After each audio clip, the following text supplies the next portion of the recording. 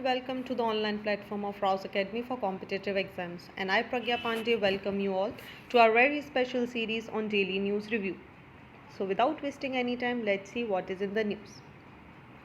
This first article is extremely very important. कारण क्यों? देखिए, इंडिया यहाँ पर क्रॉस करने वाला है चाइना से भी ज़्यादा पॉपुलेशन को। महत्वपूर्ण हो जाता है जोग्राफी के लिए, डेमोग्राफिक जोग्राफी के लिए, as well as for GS paper 3 which is economy. चलिए तो समझ लेते हैं कि आखिर आर्टिकल में बात क्या कही जा रही है। देखिए, रिसेंटली यहाँ पर एक रिपोर्ट आई है, that is state of world population report of the, जिसको रिलीज़ करता है। याद रखिएगा, इंपॉर्टेंट हो जाती है इस तरीके की ये जो रिपोर्ट्स होती हैं, of the United Nation Population Fund which is UNFPA। इन्होंने एक रिपोर्ट यहाँ पर रिलीज़ करी है, अकॉर्डिंग टू विच इंडिया बिना ज़्यादा समय गवाए चाइना की जो पॉपुलेशन है, जहाँ पर आज की डेट में चाइना को दुनिया की वो कंट्री माना जाता है जहाँ पर सबसे ज़्यादा पॉपुलेशन देखने मिल जाती है, तो मिडिल ऑफ 2023 इंडिया उसको क्रॉस कर देगा। ठीक है, और इसी के साथ जो वर्ल्ड की पॉपुलेशन है वो हो जाएगी 8 मार्क से भी ज़्यादा। ठीक है, अब देखिए हो क्या रहा है। देखिए, ये जो UNFPA का जो एक एस्टिमेशन था, ये इन्होंने अर्लियर इस तरीके से लगाया था कि इंडिया की जो पॉपुलेशन है वो 2030 तक इस तरीके का कोई चेंज नहीं लाएगी। लेकिन कोविड के बाद दो कंडीशंस का होना, एक तो चाइना में आप देखेंगे तो जो FTR है, ठीक है, जो फर्टिलिटी रेट रेशो है उसका यहाँ पर कम हो जाना, टोटल फर्टिलिटी रेट यहाँ पर कम हो जाना, साथ ही लोगों के मैरिजेस ना करने या फिर अपनी जनरेशन को आगे बढ़ाने के लिए कोई एक्टिविटीज़ नहीं करने जैसे कुछ फैक्टर्स रहे हैं जो चाइना की पॉपुलेशन को यहाँ कम कर देंगे। वहीं अगर आप इंडिया की बात करें तो इंडिया आज की डेट में आप देखेंगे तो इंडिया क्रॉस कर जाएगा 142.86 करोड़ ऑफ पॉपुलेशन, जो कि चाइना की पॉपुलेशन 142.57 से बहुत ही ज़्यादा हमें देखने के लिए मिल रही है। और इसी के साथ इंडिया बन जाएगा the most populous country in the world. हालांकि इंडिया का ये जो एस्टिमेशन है ये एक्सपेक्ट अभी नहीं किया जा रहा है कि अभी इंडिया की अगर हम हाल फिलहाल की बात करें तो by the letter of this decade India will not cross this line, but it happened very quickly due to, as I have told you, due to the fertility reduction in the fertility rate of the China। तो BRICS nation की अगर हम बात करें तो India आज की date में सेकंड हाईएस्ट फर्टिलिटी रेट लिए हुए है, जो कि है 2। वहीं अगर हम चाइना की बात करें तो विच इज़ 1.2। उसी के अगर आप देखेंगे तो आज की डेट में सबसे अच्छा जो फर्टिलिटी रेट आपको यहाँ पर दिखाई देगा which is the South Africa, then comes India, उसके बाद आपको देखने के लिए मिल जाएगा ब्राज़ील, रशिया एंड चाइना। अब आपके दिमाग में एक सवाल आ रहा होगा, ये टोटल फर्टिलिटी रेट है क्या? देखिए, टोटल फर्टिलिटी रेट का मतलब हो रहा है एक समय में एक महिला अपने जीवन काल में कितने बच्चों को यहाँ पर जन्म दे रही है, वो इसका काउंट किया जाएगा। तो यहाँ पर माना जा रहा है साउथ अफ्रीका की अगर आप देखेंगे, अफ्रीकन कंट्रीज़ की आप देखेंगे तो 2.3 प्लस है, मतलब यहाँ पर आप देख सकते हैं 2-3 से ज़्यादा बच्चे भी आपको देखने मिलेंगे। लेकिन इंडिया की अगर हम बात करें तो ये जो एवरेज बर्थ रेट है which is 2 childrens, which means we are only replacing our ancestor. Alright, suppose there is mother and father, इनके बच्चे होते हैं, ठीक है, इनके 2 बच्चे हो जाते हैं, दैट मीन्स यहाँ 2 लोगों को बाद में रिप्लेस करने वाली भी सिर्फ 2 ही लोग हमें देखने के लिए मिलेंगे। ओके, अब देखिए यहाँ पर इंडिया को कुछ फ़ायदे हैं, कुछ नुकसान भी है। अगर आप चाइना की पॉपुलेशन की बात करें तो 2023 तक आप देखेंगे तो चाइना की पॉपुलेशन में 76.7% की गिरावट आपको देखने मिलेगी। मैक्सिमम जो चाइना की पॉपुलेशन अगर आप देखेंगे तो इसमें जो एल्डरलीज़ हैं उनका यहाँ पर ज़्यादा कंट्रीब्यूशन है कंपैरेटिव टू इंडिया। जो इंडिया का एस्टिमेशन लगाया जा रहा है 2023 या आने वाले सालों में, इंडिया का जो यंग पॉपुलेशन है ये यहाँ पर देखने के लिए मिलेगा। अलॉन्ग विद दैट इंडिया का जो यंग पॉपुलेशन है इसमें से 50% वर्किंग पॉपुलेशन है, which means they are directly और indirectly giving their input in the economy, which will directly lead to good GDP growth। Oppositely what is happening in China, China में आप देखेंगे तो यहाँ पर एल्डरलीज लोग ज़्यादा हैं, which means GDP का तो पता नहीं, लेकिन सरकार की जो योजनाएं हैं एल्डरलीज को लेकर, उन पर यहाँ पर ज़्यादा खर्च आपको देखने के लिए मिल सकते हैं। चलिए अब थोड़ा सा रिपोर्ट के बारे में चर्चा कर लेते हैं। जो वर्ल्ड पॉपुलेशन डेटा आया है उन्होंने क्या क्या जानकारी यहाँ पर दी है। एज पर दिस रिपोर्ट अगर हम बात करें तो कंट्री एक अलार्म कंडीशन में यहाँ पर आ गई है, जहाँ पर आप देखेंगे तो आपको एक्सप्लोडिंग नंबर ऑफ पॉपुलेशन यहाँ पर दिखने जाएगी। दैट मीन्स अगर आप देखेंगे तो धीरे धीरे आपकी जो सोसाइटी का ग्रोथ है वो स्लो होता जाएगा, ठीक है, और ग्रेजुअली जो सोसाइटी है वो आपकी एजिंग भी होती जा रही है। Among this, just 8 countries will account for the half of the projected growth in global population by 2050 itself. ठीक है, कौन सी होंगी ये कंट्री? देखिए इन कंट्रीज़ के नाम अगर हम देखें तो सबसे पहले आ जाएगा Congo, Egypt, Ethiopia, India, Nigeria, Pakistan, Philippines and the United Republic of Tanzania. Whereas only 2/3 of the people now live in country where lifetime fertility correspondent with zero growth। और ये countries आपको देखने मिलेंगी most of the developing country you will see in this category। अब सवाल आ जाता है क्या यहाँ पर किसी तरीके की आवश्यकता है पॉपुलेशन कंट्रोल करने की? जी हाँ, बिल्कुल आवश्यकता है। देखिए चाइना की अगर हम बात करें, उन्होंने 2 चाइल्ड रूल लेकर आया। हालांकि इस तरीके के ये जो रूल्स लाए जाते हैं इन्हें एक सर्टेन टाइम तक लाना चाहिए। क्यों? रिजल्ट आप देखेंगे आज की डेट में चाइना में जो यंग पॉपुलेशन है वो यहाँ पर ख़त्म हो गई है। अलॉन्ग विद दैट जो यंग पीपल हैं they are not even marrying, resulted into जो पॉपुलेशन ग्रोथ है वो डिक्लाइन होती जा रही है, और जितने भी एल्डरलीज हैं इनकी जनसंख्या यहाँ पर बढ़ती जा रही है। तो okay, somewhere it is very very important and crucial. Along with that अगर हम इंडिया की बात करें तो there are some states like Assam, they have issued order in 2021 itself to bar those with more than 2 children from the government jobs. Similar case also happened in the Rajasthan। तो UNFPA की अगर हम बात करें तो इनका बोलना है कि इंडिया को जो सजेशंस दिए गए हैं कि population anxieties has speed into large portion of the general public. So it is called for a radical rethinking of how countries address these changes, these demographic changes, because this can, again impact our society as well as our geography as well as our food security and food chain। अब देखिए author ये report ने एक और बात यहाँ पर बताई है कि अगर हम जो ग्लोबल एक्सपेरिमेंट किया गया कि भाई आप पॉपुलेशन कंट्रोल कर दीजिए, तो भाई पॉपुलेशन कंट्रोल को माना गया है कि ये जेंडर बाइज्ड हो रहा है। ठीक है, जेंडर बाइज्ड कैसे हो रहा है? यहाँ पर डिस्क्रिमिनेशन देखने मिल रहा है। जब लोगों को पता है कि भाई हमें फैमिली प्लानिंग करनी है, हमें लिमिटेड बच्चे ही चाहिए, तो क्यों ना हम सिर्फ लड़के ही पैदा करें, सो दैट हमारी जो जनरेशन है वो आगे बढ़ेगी। रिजल्टेड इनटू इस तरीके की जो इलीगल एक्टिविटीज़ हैं उनकी संख्या भी यहाँ पर बढ़ती हुई नज़र आ रही है। So this is a high time where India needs to think.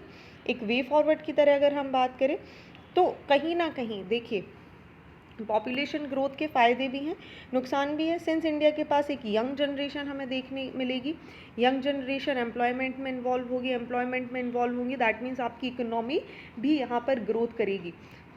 Along with that जैसे जैसे पॉपुलेशन बढ़ेगी, जो बर्डन है, चाहे आप फूड सिक्योरिटी की बात कर लें, चाहे आप डेमोग्राफी की बात कर लें, चाहे आप एनवायरनमेंट की बात कर लें, इन सब पर भी ये बढ़ने वाला है।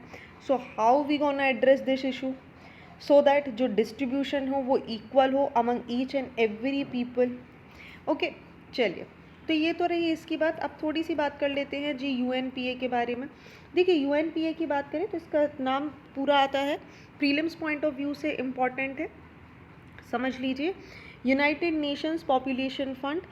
फॉर्मेशन ऑफ द ईयर की बात करें तो इट इज़ दी 1967। अगर हम हेडक्वार्टर की बात करें तो न्यूयॉर्क USA में इसका हेडक्वार्टर है। किस सेक्टर में ये काम करता है? ये जी हेल्थ के सेक्टर पे काम करता है। ठीक है, एक यूनाइटेड नेशन की सब्सिडरी ऑर्गन के रूप में ये काम करता है, और इसका काम है, आप देखिए जितने भी तरीके के हेल्थ को लेकर जो भी चीज़ें हैं, जो भी एस्टिमेशंस हैं, उनको ये यहाँ पर बताता है। सो आई होप ये पूरा का पूरा आर्टिकल आपको यहाँ पर क्लियर हो गया होगा। चलिए आगे बढ़ते हैं अगले आर्टिकल की तरफ, जहाँ पर बात की जा रही है कास्ट सेंसस के बारे में। चलिए देखिए आर्टिकल किस बारे में बात करें, ये बोल रहा है कि जो कास्ट सेंसस है ये कास्ट सेंसस होना चाहिए, ये ज़रूरी भी है। क्यों? क्योंकि देखिए जो एक टारगेटेड ऑडियंस है, जो एक टारगेटेड पॉपुलेशन है, उन तक पहले तो रिजर्वेशन के बेनिफिट आप पहुंचा सकें, सो दैट जब आप सोशल जस्टिस के बारे में बात करते हैं तो सोशल जस्टिस जैसी फैसिलिटी भी यहाँ पर पहुँचाई जा सके।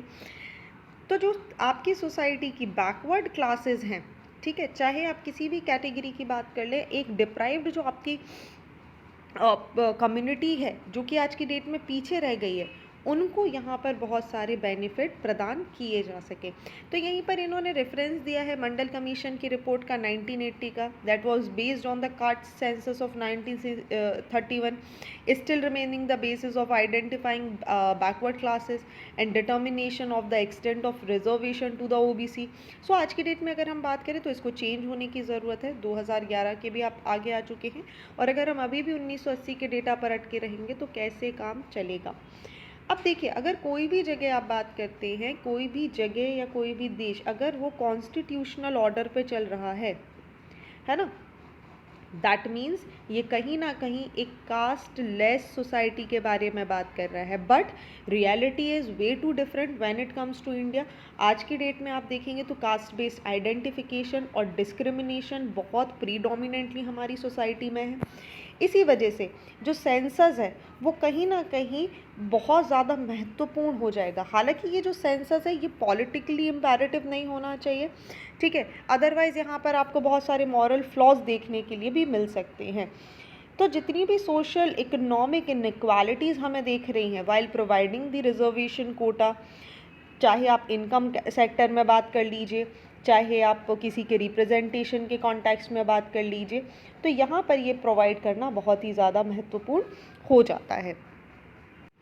नाउ द क्वेश्चंस कम कि भाई ये कास्ट सेंसस बेसिकली होता क्या है। तो देखिए, again I am telling you, caste census का मतलब होता है ऐसी demand to include the caste wise tabulation of India's population in the upcoming exercise, ठीक है। चाहे कल्चरल अंडरपिनिंग की बात कर ले, इंडिया कल्चर की was the last included as I have told you in 1931। So जो ड्रिल है it should be carried out. इसके बाद भी इस प्रैक्टिस को यहाँ पर रोकने की कोई भी ज़रूरत नहीं है, ठीक है। अब क्वेश्चन आ जाता है कि how have details of the caste been collected so far. So while information of the SCs and STs collected as part of the census, Ennominators do not collect data on other castes. The most common method of the self-declared to the enumerator about the backward classes and belongings to. So until now, we will say backward classes commission in various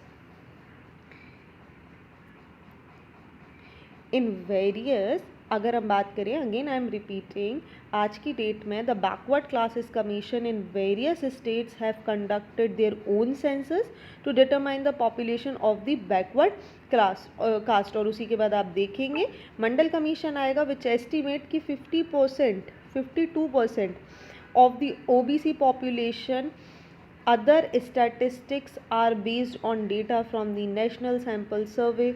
Political parties create their own estimations for the state and Lok Sabha election, and same goes on. अब देखिए, caste census की importance की हमने बात कर ली कि देखिए cast की जो रिजिडिटी है वो यहाँ पर ख़त्म हो जाएगी, पॉलिसी मेकिंग में हमें सहायता देखने के लिए मिल जाएगी, इक्वल रिप्रेजेंटेशन हो पाएगा, जो जुडिशियल सपोर्ट है वो जिस तक जाना चाहिए वहाँ तक जाएगा, सोशल जस्टिस यहाँ पर हो जाएगा। लेकिन इसके आर्ग्यूमेंट क्या हो सकते हैं अगेंस्ट में? देखिए, सबसे पहले एक सोशल कॉन्फ्लिक्ट की सिचुएशन हमें देखने मिल सकती है, एक सोसाइटी में आपका इम्बैलेंस क्रिएट हो जाएगा।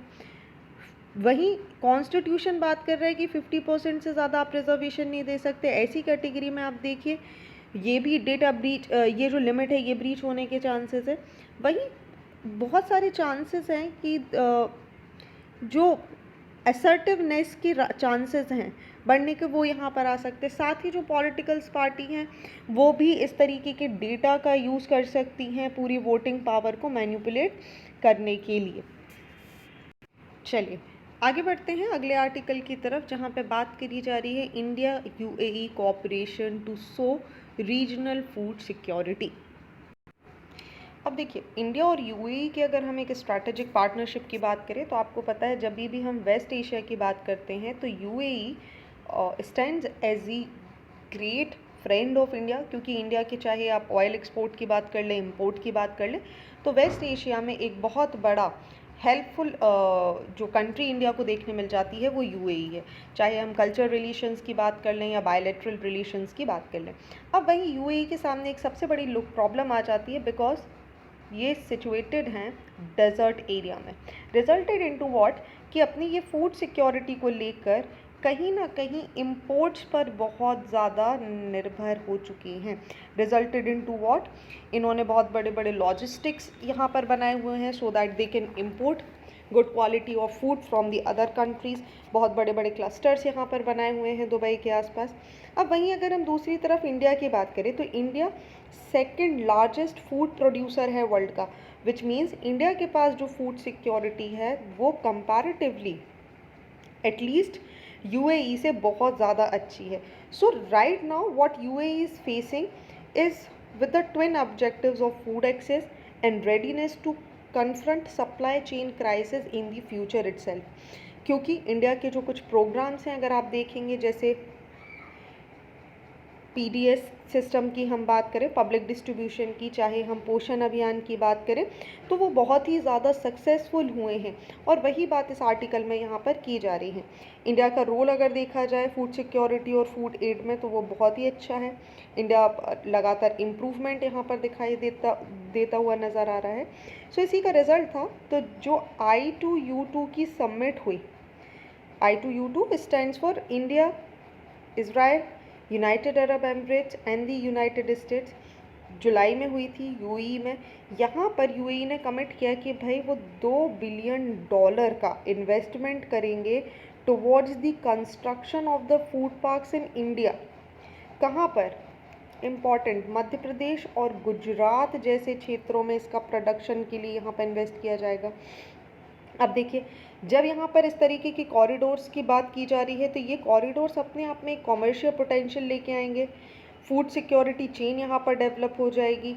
इंडिया की जो जर्नी है, ठीक है, जो अरेबियन एशिया को लेके अगर इंडिया के जो इंटरनेशनल मार्केट में पहुँचने के जो रास्ते हैं वो भी इससे बहुत आसानी से खुल जाएंगे। UAE also यहाँ पर what they can do, they could leverage its strategic places location between Asia and Europe to serve as India's food exporter gateway to the West Asia and to the African region and further beyond itself. So this is a great chance for India कि वो एक food producer के रूप में यहाँ पर आए और काम करते हुए हमें नज़र आए। Next article is very very important क्योंकि यहाँ पर बात की जा रही है साइंस एंड टेक्नोलॉजी की। देखिए, एक यहाँ पर आपको YZ सिटी करके एक एक्सो स्टार यहाँ पर देखने के लिए मिलेगा जिसने साइंस एंड टेक्नोलॉजी की दुनिया में हलचल ला दी है। क्यों ला दी है? देखिए, YZ सिटी जो है, जो कि अर्थ से आज की डेट में अगर हम बात करें तो 12 लाइट ईयर्स दूर है। एक ऐसी एस्ट्रोनॉमिकल यूनिट जो अर्थ से 12 लाइट ईयर प्रकाश वर्ष दूर है। ये रेडियो सिग्नल्स जैसे फ्रीक्वेंट सिग्नल यहाँ से हमें बार बार देखने के लिए मिल रहे हैं। अब इसकी इम्पॉर्टेंस क्या हो जाती है? देखिए, अगर इस तरीके की रेडियो फ्रिक्वेंसी हमारे पास बार बार आ रही है, दैट मीन्स यहाँ पर मैग्नेटिक फील्ड होगी। ठीक है, मैग्नेटिक फील्ड होगी, दैट मीन्स जो लाइफ सस्टेनेबल कंडीशंस है वो भी यहाँ पर देखने के लिए मिल सकते हैं, again which is very very important. अब देखिए क्या बात की जा रही है, what does this mean for YZ city B. देखिए, YZ सिटी बी की जैसा मैंने आपको बताया कि छोटा सा यहाँ पर माना जा रहा है एक प्लैनेट है जो एक छोटी सी एक स्टार का यहाँ पर उसके अराउंड ये यहाँ पर घूमता हुआ नज़र आ रहा है। और इसकी अगर हम बात करें तो यहाँ पर जो ऑब्जर्वेशंस अभी तक किए गए हैं, इसका जो एटमॉस्फेयर है यहाँ पर शायद वाटर की सस्टेनेबिलिटी भी है। ठीक है, वहीं यहाँ पर माना जा रहा है कि ये जिस स्टार का जिसके चारों तरफ ये घूम रहा है, ठीक है, वहाँ पे अगर देखा जाए तो ये एक पोजीशन में है जिसे बोलते हैं गोल्डीलॉक्स जोन। देखिए, जो ज्योग्राफी जिन्होंने बहुत अच्छे से पढ़ी है उन्हें गोल्डीलॉक्स जोन के बारे में पता होगा। गोल्डीलॉक्स जोन किसी भी प्लैनेट की वो सिचुएशन होती है जहाँ पर वो इस तरीके से हो कि ना ही तो वो एक किसी ऐसे स्टार के बहुत ज़्यादा क्लोज हो कि ये बहुत ज़्यादा गर्म हो जाए, ना इतना दूर हो कि यहाँ पर क्या हो जाए कि पूरी कंडीशन आपको ऐसी ख़त्म होती हुई देखने मिल जाए। जैसे आप एग्जांपल ले सकते हैं अर्थ का। ठीक है, कैसे कि more like Venus if it had been just a little closer to the sun, और cold like Mars if it had been any farther from that particular position. तो अर्थ की जो पोजीशन है वो एग्जैक्टली परफेक्ट है, and because of that आप देखेंगे इसी को हम गोल्डीलॉक्स जोन भी बोलते हैं। अब देखिए ये जो मैग्नेटिक फील्ड्स यहाँ से आ रही हैं ये बहुत मामूली मैग्नेटिक फील्ड्स नहीं हैं, ये बहुत ही ज़्यादा स्ट्रॉन्ग मैग्नेटिक फील्ड्स हैं और इससे पहले इस तरीके की कोई सिचुएशन नोटिस नहीं की गई है। So again Y Z city B becomes very important, क्योंकि आपसे सीधा पूछा जा सकता है recently Y Z city B was in news what it is. तो आपको पता होना चाहिए हम एक एक्सो स्टार की यहाँ पर बात कर रहे हैं। चलिए आगे बढ़ते हैं लास्ट आर्टिकल की तरफ, जहाँ पर बात की जा रही है क्वांटम मिशन के बारे में। चलिए नेशनल क्वांटम मिशन की बात करें तो this quantum computers those you already know they can work several times faster than the speediest machine of today and facilitate secure communication network. So NQM what it will do, it will fund research and development of quantum computing technology and associate applications. So basically what this plan does, it involves developing intermediate scale quantum computer with 20 to 50 physics qubits in 3 years, then 50 to 100 physics qubit in 5 years, and then 50 to 1000 physics qubit in the upcoming years. Okay, so this is about the national quantum mission. वहीं अगर हम national quantum mission के बारे में और दूसरी चीज़ें समझें तो जो दूसरे एम्बिशंस है वो इंक्लूड करते हैं सैटेलाइट्स डेवलप करने के बारे में। जब सैटेलाइट्स डेवलप करने की बात की जाएगी तो क्वांटम कम्युनिकेशन के थ्रू इनको डेवलप किया जाएगा, so that this quantum communication between ground station over a range of 2000 kilometre with in India, long distance secure quantum communication with other countries, intercity quantum key distribution over 2000 km as well as multi-node quantum network and quantum memories are also some of the deliverable of this mission itself. So this mission will help develop magnetometers with high sensitivity in atomic system, atomic clocks for precision, timing, communication and in fact the navigation itself. Okay, चलिए अब अगर हम बात करें तो national quantum mission में there are 4 thematic hubs जिन्हें हम टी हब्स के नाम से भी जानते हैं। इनको ऐसा सेट किया जा रहा है, ठीक है, नेशनल R&D इंस्टीट्यूशन के डोमेन में। पहला quantum computing, quantum communication, quantum sensing and metrology and the quantum material end devices. आज के डेट में अगर हम बात करें तो केवल 6 कंट्री हैं जिनके पास कैपेबिलिटी है in these 4 given areas. So this mission what it will do, ये इंडिया को इन 6 कंट्री की कैटेगरी में लाकर खड़ा कर देगा। चलिए तो आज के लिए बस इतना ही। आई होप ये सारे के सारे आर्टिकल आपको क्लियर हो गए होंगे। So thank you for watching this video. Do not forget to hit like button, comment your valuable feedback and also press the subscribe button to never miss any updates. Please follow us on Instagram and Facebook. Links are given below in the description box. Thank you and see you tomorrow.